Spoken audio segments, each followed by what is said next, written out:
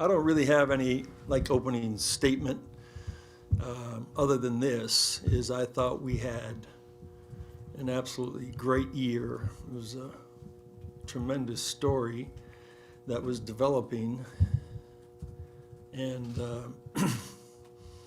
with a lot of stories, the endings aren't very good, But I thought we had a year that we could really be proud of. And doing what we did throughout the course of the season, overcoming a lot of adversity and getting to the last 16 seconds of the 7th game of the Eastern Conference Finals is quite a feat. So I was proud of the team, proud of the coaches. I thought they did an incredible job, and sorry that it ended the way that it did.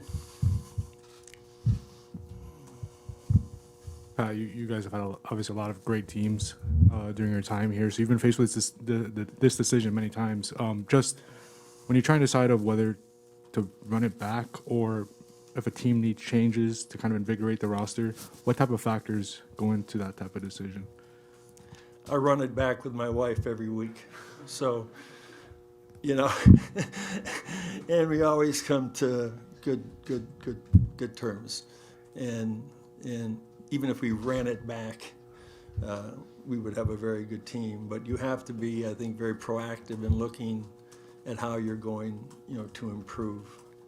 And this is a great story that started in 2019. So in 27 years, if we've had, a start to a number of great stories, this is one of them when we signed Jimmy Butler, and then started to build the team from there.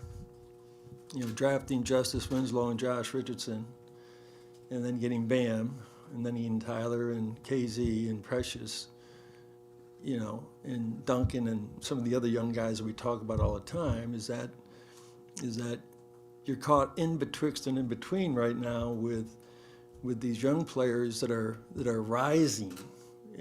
Think about Tatum and Brown, where they were 3 or 4 years ago in their playoff runs, and so once your younger players can elevate to a point that that you can win with them, and along with Jimmy and the other veteran guys, then you can always think about running it back and be successful. But is that going to be what's going to lead to a championship? And that's all you think about. So I don't know what anybody has written or read. I mean, it's going to be read. I haven't read anything or listened to anything, but I don't know what you've written, and I don't know what you've said. So I don't know what's been said from last Sunday because I took a break, an absolute break, and from what I felt would probably be an assault. It's just the way it is. But I did get my granddaughter, Olivia, to clap at 9 months. Let's go Heat, let's go Heat, let's go Heat. I got her to do this on FaceTime. Let's go Heat. That was quite an accomplishment of coaching.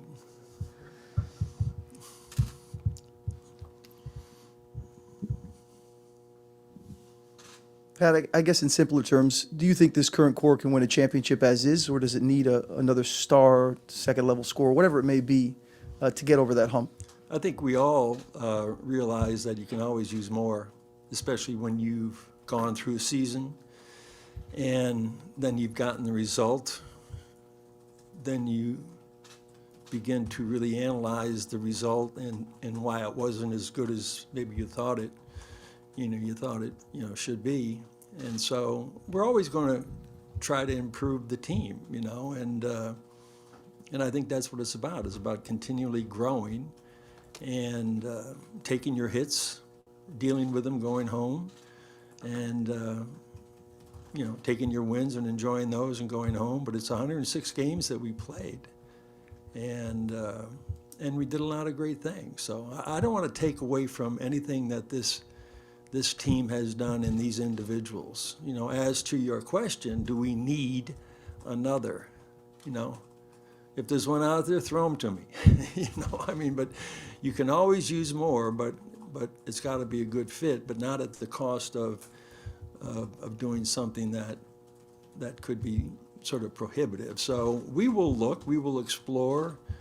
We always do this. It's part of the business that we chose, and whatever the result brings after that season, then you might say we might need another this or another that based on how the league is playing, other teams are playing, and matching up with certain teams and stuff like that. So that goes into the equation, yeah. We'll talk about it. Pat, keeping in mind that you're in a win-now mode, as you almost always are, and the fact that you've been able to get talent after the draft, does that make you more inclined to use these suddenly available draft picks this year and next as trade chips rather than investing in another late first-round player?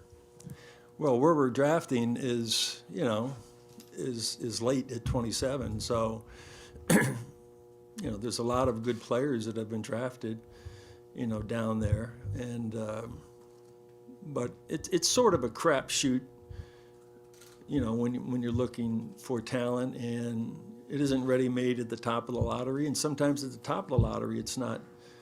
You can make a mistake there too.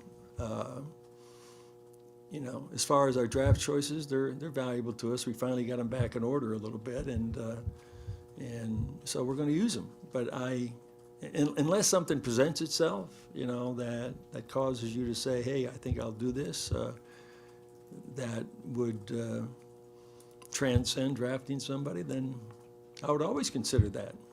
But that's all part of the discussion between now and the draft. Considering some of the injuries that took place late in the season, do you feel like there's a concern about building an older roster, and do you see it as a necessary thing to upgrade and become younger at the same time? Well, we're young. We got a lot of good young pieces, and those young pieces got hurt too. I don't want to really talk about, injuries, but, the kind of soft tissue injuries that are happening on a regular basis in the NBA, it's almost like it's chronic. And the catastrophic injuries aren't as much, but guys are missing time for, so these soft tissue injuries, and I can call them soft tissue injuries because whether it's a hamstring or a groin or a calf or something, guys are sitting out missing time. So it was untimely for us to have some of those at a time when you wanted everybody healthy. So as far as the age of the roster, I think our roster is, pretty almost perfect from a real veteran age standpoint where players can play and contribute. And we got the middle group of guys that are starting to rise up, and then we got some real young guys. And even though we don't have that many real young guys, I just saw some young guys. I saw 6 of them upstairs, really young. But you have to be a little bit concerned about the injuries. And so, when you have injuries that derail your opportunity, we had that in the bubble. It was a direct hit to Bam. That wasn't an injury of attrition. It was a direct hit to his arm and his shoulder, and then Goran, got hurt, and so that hurt us. And these injuries, these soft tissue injuries in the playoffs definitely hurt us too. But we still had a chance. You just sort of rise above it. And I think that's one of the great stories, this year is that we did find out a lot about other players when they were put in a position of having to play 25 to 30, 35 minutes. And it opens up your eyes to what the possibilities could be for them a year or two from now. And so there's this blend of when does it become perfect? And you never know it's ever going to become perfect until you win a championship. And then you'll say, that worked out at that time perfectly. And we dodged a lot of bullets along the way, and you can win a championship. So I've been through this a number of times, and I like the team that we have, and I like the core. And so let's see where we can go internally, and let's see where we can go if something presents itself, if that's a viable option. But I'm not really concerned about the age I'm not, because there's more geezers in this league, playing at the top of their game, and so you can't really depend on them. That's why you got your other guys. I mean, you can depend on them, but not the way they were, back at 25 years old. But they can still, do a lot for you. Pat, obviously, Tyler had a fantastic season, winning Sixth Man of the Year. Curious what you thought of his postseason before the injury, and he said last week that he does want to start next season. What does he have to do to kind of solidify that for the next part of his career? Well, I think his numbers speak for, him and in his game. Averaging 20 a game, and really shooting the ball well, developing a game that at times during the regular season's unstoppable for him to try to find a shot. He can find and create his own shots in a lot of different situations. So I don't even think he's here yet, really here yet as a full-time, complete player. And I say that about a player that averaged 20 and shot 38% from three, can score in bunches, can score at the rim, can score on floaters, can score on pull-ups, can score on threes. He gets out on the break, and he's 22. He's 21, 22 years old. So, the next step for him, and I think we're seeing this in the league, if you want to win a championship and you want to be a starter, you really have to become a two-way player today. And you have to improve in certain areas of your game. Now, we all know that at one time or another, teams will always put a target on Tyler's back or Duncan's back or Max's back or somebody else that they think they can beat one-on-one on a switch. And so I saw improvement in his defense this year. He's got great feet. He's got quick feet, and he just needs to get stronger again, and another 10 pounds of muscle mass, and he just needs to get stronger from a leverage standpoint, because I think he still has a lot to the upside. But as far as being a starter, come to training camp and win it. Come to training camp and win it. Sometimes it's that easy, and sometimes, the fit, as Spo, talked about over the last 2 or 3 years, it was better for us coming in, balancing the energy of scoring, and having somebody that can really control the ball. So if he wants to be a starter, we'll see in October. That's something that you earn, and there's no doubt that he has the qualities to be that.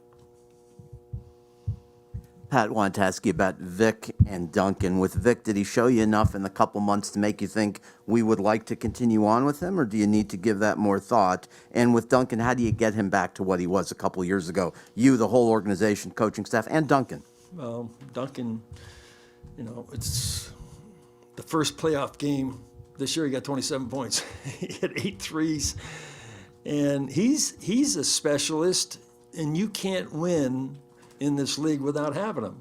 You got to have some specialists, guys who can rebound, block shots, some guys that can make threes, at the rate that he can make them. But I saw improvement in his game now where he's going downhill. He's got to turn the corner on handoffs and on pick and rolls and things of that nature, because he's being forced off the line. And so now the next part of his development is going to the basket and finishing and making plays and being very aggressive that way. And we saw that this year. And it isn't just off of random offside, ball cuts or basket cuts where he scores too. So, again, defensively, as a young player, even though he's not as young as some of the other guys, he's got to get better. And look, we hang our hat on that. I'm not going to say that, we lost a game because we had some horrendous three-point shooting games or somebody missed a three or whatever it is. If you don't guard all three areas of the court, if you don't guard the three-point line, if you don't guard two-point shots, if you don't guard at the elbow, if you don't guard at the rim, if you don't guard in transition, if you don't defend by rebounding, by taking charges, by getting loose balls and winning that war every night, then you're always going to blame it on shooting or something. And so To me, yes, Duncan can improve. That message has been delivered to him many times. But that's where we as a team have to win. And we have to win defensively as well as what we can do from an offensive standpoint. So we have shown that this year that at times when we didn't shoot the ball well, that our defense carried us. And we have a good defensive team. And I'm not going to say that, because we had some bad three-point shooting games, that was the reason, that we didn't get to the finals. And Vic, do you want Vic back? Vic's story is off the charts, so I know you can write about it, and I'm sorry that you asked me a two-part question because I got so carried away on Duncan, But it was a great story, and watching him work, watching him come back, and then watching him get into games, and it wasn't easy at the beginning. When he had 21 in Toronto and then 40 in Orlando, and you started to see some things that he could do again that you saw in the past. And then in the playoffs, I thought he had some great moments for us. And he was the kind of player that I felt as, the series began to grow. I mean, all of them began to grow and became more competitive defensively, that you do need players that can break down, a defense on their own, or with their quickness and slashing, can create their own shots. And so we'll see where that goes, because Vic's obviously he's a free agent, and we have his bird rights, and we'll definitely be talking to his agent. Pat, PJ can also become a free agent if he obviously opts out. If he does opt out and become a free agent, how much of a priority will it be to bring him back, just based on his importance to the team this past season? Well, PJ is like a cornerstone. He was like, when UD was in his prime, even though UD wasn't, a primary scorer, he did things throughout the course of a game that were significant. I can remember going back to 2006, we all remember, that kind of player who wasn't Shaq or wasn't Zoe or he wasn't Dwayne or whoever, made the biggest plays in the fourth quarter for us offensively to win that championship. And so that's what Tuck does. Tuck is the kind of player that doesn't have to do a lot, from a scoring standpoint, but he makes so many great plays for you. And he is like a cornerstone for us, toughness, rebounding, defense, no-nonsense guy. And so, I'd love to have Tuck back next year. He's part of our core, and we'll see what happens. There's not enough like him in the league. No, there are. There's a lot of guys like him in the league, but he's special. Pat, you've always spoken to us, as a player gets older, his conditioning has to get even better to keep up with that. Kyle Lowry this season, when you look at him as a 36-year-old player going on 37, where he stands conditioning-wise, what he looked like at the end of the season, how much of a priority is that for you to do what you've done with a bunch of your older players and maybe be a little bit more demanding as a player ages into that?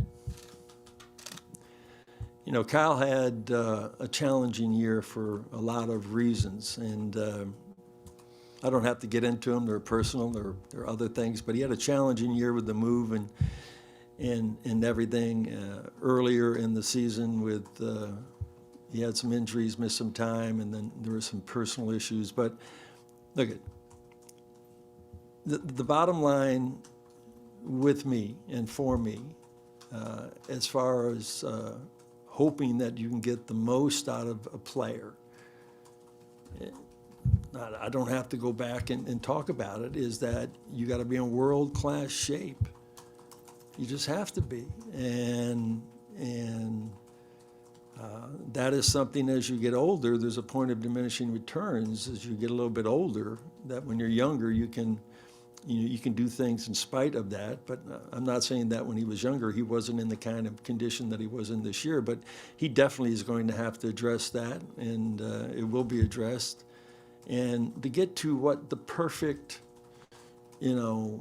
overall conditioning for him to be successful, because he plays the game, you know, in a manner where he needs his strength and his size. You know, he's not, you know, he's not Tyler Herro. He's not that lean kind of guy, but I think he can be in better shape, and you know, and I do believe that the pain of losing and the reminders that you send out about this, you know, might change his mind a little bit. But I do think that that he can be in better shape next year, and you know, we'll address it and we'll try to help him as best as we can, because it's not easy when you get a little bit older. So, but contrary to what he says, I don't think it was a wasted year. You know, he said it was a wasted year. I mean, I've had that feeling myself as a coach, you know, when you've done as much as you can do, and then you just sort of like, you know, I mean, it was championship or bust for Kyle. He came here with that notion, and he's very, very disappointed in the fact that we couldn't get to the finals and win it. So he'll do whatever he has to do, I think, Ira. We've sort of gone through this with you a few times, and you always defer. Eric's the coach. He makes the decisions. We've talked about going bigger, different approaches center. We had the Hassan and Bam combination. Eric worked that out. Bam Adebayo is in many ways not the typical prototypic center you work with over the years. Is a true big man, different hybrid. I understand that. Is there any thought from you about being able to, number one, play him with Omer Yurtseven and go big more often?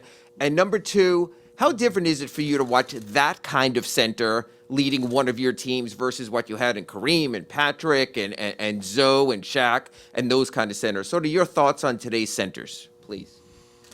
So you just described my career, didn't you? Yeah. So Patrick, Kareem, okay, Shaq, okay. You know, they don't make them like that anymore, Ira. They really don't. They don't train them like that anymore. There are some. Obviously, Joel, you know, and Jokic, you know, these guys are prototype, you know, back to the basket centers, but also they can shoot threes, you know, from that standpoint. They're very versatile, their ball handling skills, all of those things. And we wouldn't think twice about, you know, trying to use players like Zoe, you know, in that context, you know, during that, you know, put his butt down underneath that basket. If he took a turnaround jumper, I would give him one of those a game as a throwaway. But, you know, Zoe was always 80% at the rim, and most of those other centers were the same way. Speaking particularly to Bam, you know, he's been asked to do a lot of things, you know, as a young player, and he has grown into being very efficient at doing these things. So, you know, it's almost that learning curve of being a facilitating big, either at the elbow on handoffs, on pick and rolls, or whatever he's doing. He's always getting somebody open. Duncan should pay him half his check. Tyler should pay him half his check. Max should pay him half his check. I mean, you don't realize what he does to get people open. And a lot of that has to do with how other teams are playing him, because they're dropping way back and we can get that shot. But maybe we look for that a little bit too much.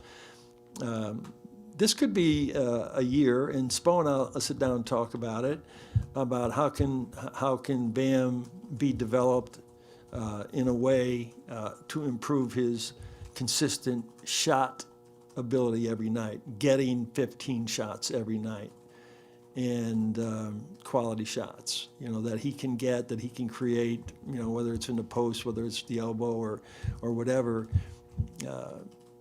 He can be very prolific at times, but it can't always just be on effort, on running, on offensive rebounds, on lob dunks, you know, on little floaters. I do think there's a part of him that can grow, and so that's dependent a little bit on your overall offensive philosophy and how much you want to change that. But I think you're right. I think there's another level at his age now that we need more consistency in his ability to get good shots, create good shots for himself and us, and score. This we always ask you, usually the last question, but I don't know how long we're going. 27 I've years. got the whole day. All right. No, I really don't, but I have the whole day. 27 years in, lots accomplished. You know, there's always a thought that Pat would always go out with a bang, and you made it to the Eastern Conference Finals, and within one game of going to the NBA Finals. Where do you sort of stand as far as, one, this might sound too cold, I apologize. Do you see a finish line of this job? And number two, is this something where that's so far in the distance that you're already planning 1, 3, 5 years out because of who you are? Well, I definitely feel an obligation to finish this build. And so if we're 3 years into this build, then, and I don't want to do another 3 years of just building this team. I mean, I think we're in that window of internal improvement. We got a great player in Jimmy Butler. We know that. We have a lot of real experienced veterans. And so we put together a team that got to the Eastern Conference Finals, and it was bitter. It was a bitter loss. I mean, the dragon hasn't, actually left my body yet from that loss. It was, I was stunned. I was frustrated. I was angry. I was all of those things, for the last week. And now I'm beginning to move on past all of that. And so I haven't given that any thought at all, Ira, And so until somebody brings it to me, other than the media, I'm 77 years old. And right now I can do more push-ups than you can do right now. If you want to go to the mat, let's go. Shirts off. Shirts off, Riley. Can you see that? No one needs to see that. But yeah, I haven't thought much about that. I just, this was a great year for us. I was happy with this year. I watched the young players playing. I sit in that box with Zoe, and Andy's in front of me with Adam, and we don't talk a lot. We just sort of stare at the game and watch it, write down notes and everything. And there are nights that I am so excited about watching this game and the evolution of the game and the players. It's so different than it was 20 years ago, 30 years ago, 40 years ago when I coached in LA. It's a different game, a different time, and we have to stay one step ahead of the posse in order to stay one step away from, what it's called, the street, so, and that's what we're going to continue to try to do. Udonis had mentioned he was non-committal about returning back to the court as a player, but he said no matter what, he still wants a role with this organization. Just your thoughts on him coming back, how important he is to the team in the locker room, and what kind of role do you foresee him having with this organization moving forward in his future? When you got 20 years of experience like he does, and he's knowledgeable, and he has the right disposition, for this organization, we want him to be in this organization as long as he wants to be. I mean, defining exactly what it is that he wants to do. I mean, I would love to have UD around, in whatever capacity. And so we haven't discussed any of that because I still think he's struggling with, I want to be on the court. That's the biggest thing that I miss about coaching. Or when I was a sometime player back a long time ago, is that when you're in the game, then all your anxiety and all your stress, and adrenaline is in that game. And when I sit there and look at it, I don't have any way to release what I know was a great feeling when I coached. That adrenaline and that anxiety and that stress is all right out there in competition. And so he'll have a hard time, with that, because you miss that as much as the camaraderie and all of the other things. And so I'll sit down with UD. I love him to death. I don't even know if people remember how it all started with UD and me. And we were in Puerto Rico and playing a preseason game back in his rookie year, 2003. And I had not, decided on a starting lineup yet. We had Lamar Odom, we had Brian Grant, we had Eddie Jones, we had Cron, we had Dwayne we just drafted, and we got this kid, we got this man, UD is sort of a rookie we just signed. And went through training camp, and everybody assumed that it was going to be Lamar Odom as the starting power forward. And when we got down to Puerto Rico for our walkthrough, I named him as the power forward. And not one person, like rolled their eyes and said, well, Lamar should be in there or whatever. And ever since that day, that's what UD is. He's a starter. He is a guy who grinds. He's got more talent than he ever has been given credit for, because he simply decided and played the role that team needed, to win. And that was one of my favorite teams of all time. I was talking about Karan the other day, and I apologized to him, now 20 years later. I said, I'm sorry I traded you. And I said, but I always would wonder how Eddie and Dwayne and you and Lamar and Udonis and Brian Grant, I always wonder how that team would have been if it stayed together for 2 or 3 years. And it didn't. But we ended up winning the championship. I don't know if that was the cost of maybe having something that could have been a longer run, but UD was a part of it, a big part of that team, and he a big part of this organization, for a long time. And so we'll see where that goes. Yeah. I ask you this knowing that you had a very good season, knowing you were one of the final 3 teams standing, and knowing that Boston had an excellent defense. That said, were there ever any times in that series or during the playoffs, Pat, where you said to yourself, we need to get Jimmy another big-time scorer to play with him to make things easier for our half-court offense and for Jimmy? Yeah.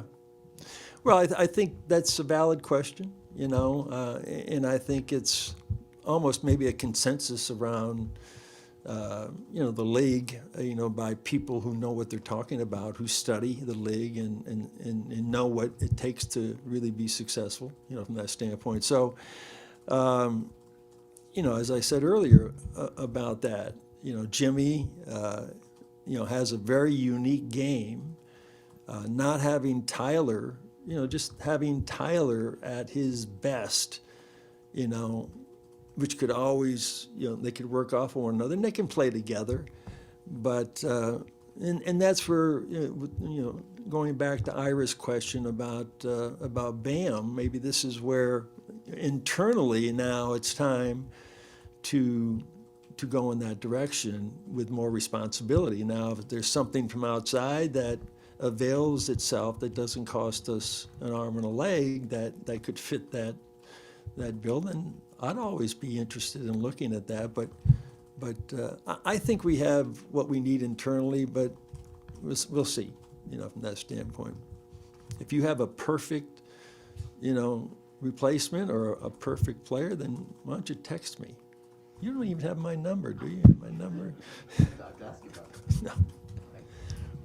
Pat, as you step into Summer League, and that's only a couple of weeks away, can you speak to the luxury of having a staff like Adam Simon and Eric Glass, and you talk about the luxury of having these younger, up-and-coming kids that really have embraced that two-way, Gabe and Max Strus, and those were all part of the G League development team. Can you first speak to, since everyone's asking two-part questions, first speak to the great staff that you have and your G League developmental team and what you're looking forward to in this upcoming couple of weeks in Las Vegas? Well, we're still rebounding from this, as a staff too. Some of them look like the Walking Dead. I don't know which one I could call Rick, but it's only been a week for those that haven't watched The Walking Dead. I haven't either, but Rick is cool. But my point is that they were here today, okay, and they're working out 6 young guys up there, and basically draft prospects, and they worked them out with the enthusiasm like nothing happened, and I know they're still feeling it. So we got a great staff of coaches and trainers, more than enough, that do their own job, and then they do each other's job, and they cover for one another.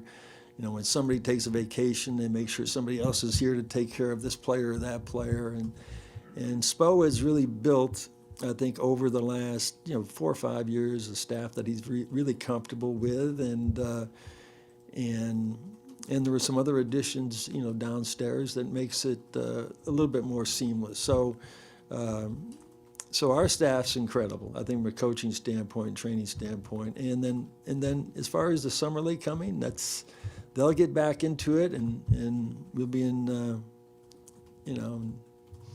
in Vegas before you know it, and there'll be a number of players that we will see that will come through there. We'll have Kasib from Sioux Falls out there. We'll have the trainers coming out, and we try to marry that as much as we can. It hasn't been as easy the last couple of years because of the pandemic and everything sort of being sideways. So the G League has not taken a hit, but I think this year we're going to be investing a lot more time and attention into that. But a lot of the players came from there, not just on our team.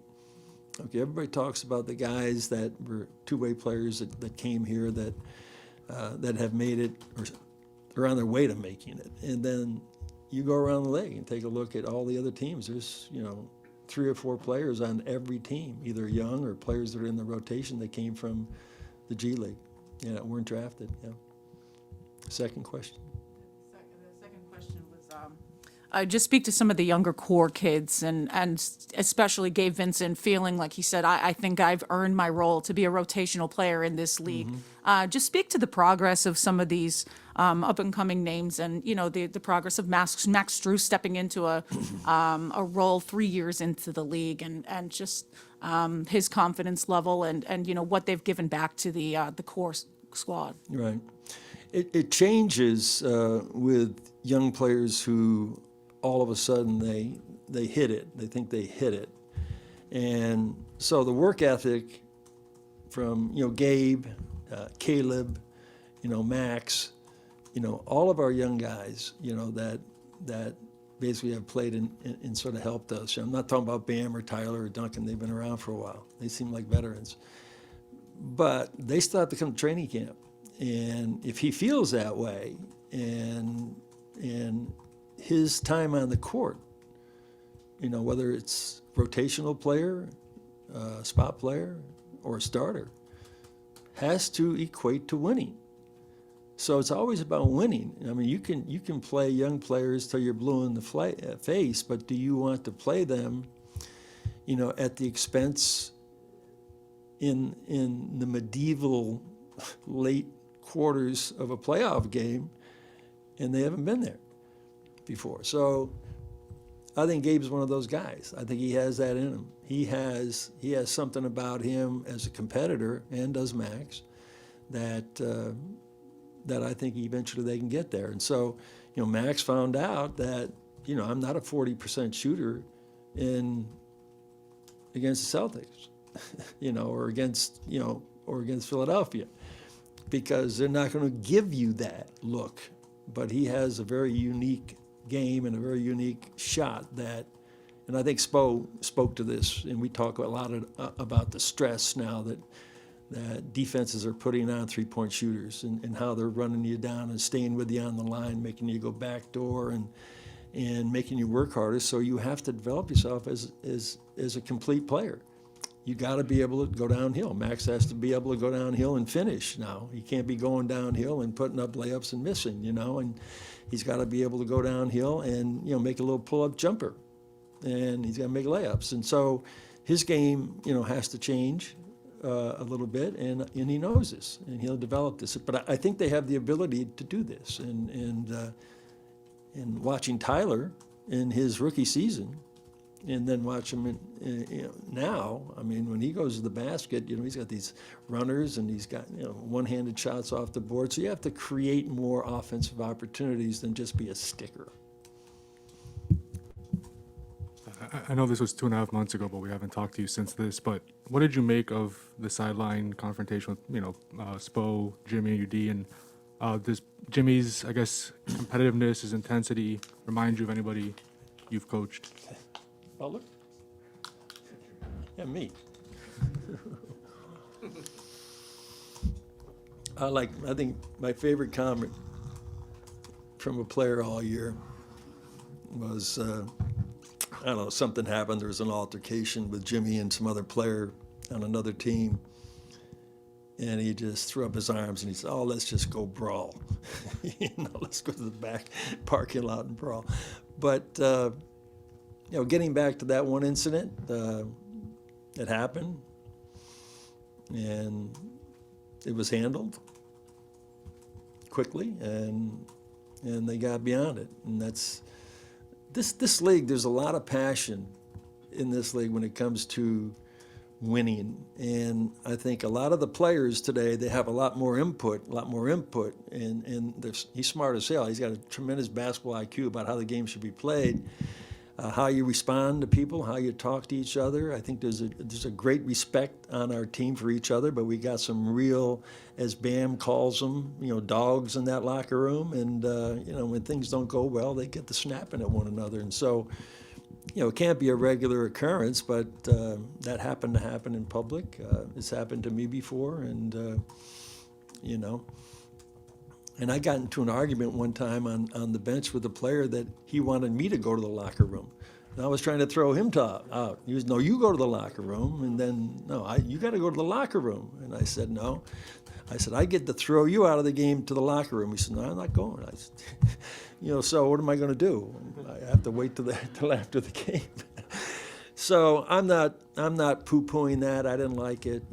They didn't like it. Spo didn't like it. I don't think anybody liked it. But you take a look at what's going on in the championship series right now. I mean, these teams want to win so bad that, I think the sparks have just begun to fly. But there will be a winner, and it won't be the one that yells the most or fights the most. It's going to be the best team. Yeah. Coach, good to see you, Pat. Eric, how you doing? Doing well. First thing, I'm glad to hear that you're a Walking Dead viewer. That's good to know. No, it's Karen, my administrative assistant. 27 years Karen has been here, and she would come in every day and tell me what happened the night before, and I said, Karen, Walking what? Walking Dead. So I watched a couple of them one night, but anyhow, now I know what you do on your off hours. I credit my wife to that too. Just talked about Summer League. That's where we first saw Omer Yurtseven last year, and then that run he had during the middle of this year. I'm just curious to what you saw of him, where you think he's at, and where you think he might be able to get to. Well, he did show, a double game for, I think, 14 games or as many games as Bam missed. I mean, he was prolific as a rebounder and also as a scorer and finished well. He definitely needs to improve in certain areas of strength, mobility, footwork, back to the basket, strength, that kind of stuff. Also defensively, that will all come with him.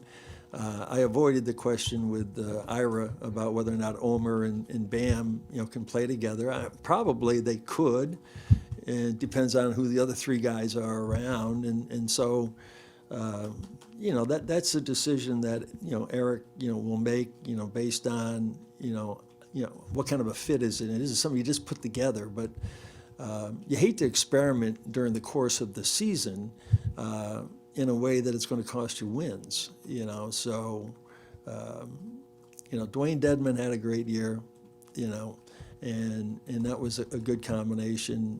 Will Spo go a little bit bigger with the thought that, well, I need to have a stretch three, or a stretch, 5 that can make threes, and Bam. That's something that I think he'll work out, but I think it's something that you make a good point about that. Sometimes we might have to play big, but you got to make sure that you get the right fit on the two bigs. One last thing, your thoughts on Mike Fratello getting the Chuck Daly Award this weekend? I did get I didn't see it, but I got from Ronnie Rothstein, and Tony Ferrantino sent me the article, and I haven't gotten back to Mike yet, but I will send him, one of my surly texts to Mike, and he deserves it. I can remember Mike and I back in the 80s. He was coaching Atlanta, and he had this curly hair.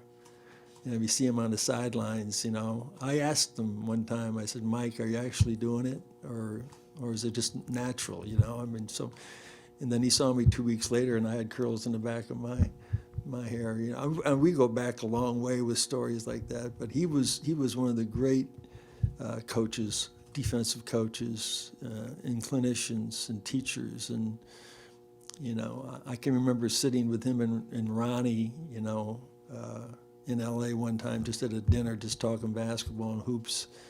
And it's as if those guys that, you know, were raised up in that area of New Jersey, it's like they have this cult, and they all understand, you know, basketball and where everybody came from, and the players and coaches, and Mike was part of all of that. And I can remember talking to Mike about, you know, what do you have in your garage? Because all coaches just store all their notes and everything in their garage, and he would bring out books from Hubie and books from other coaches and stuff. But he's very deserving of it. I'm happy for him. I really am.